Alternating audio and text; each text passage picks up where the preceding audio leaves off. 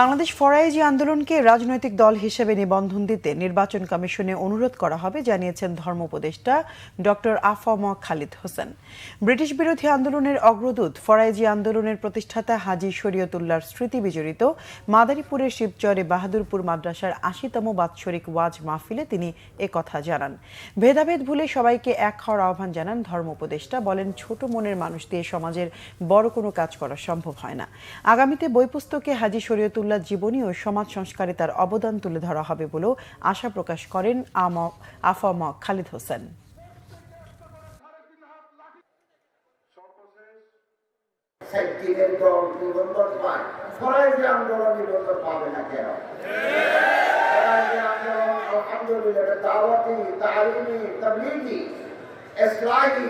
সংগঠন সিয়াসি সংগঠন তারা কেন পাবে না?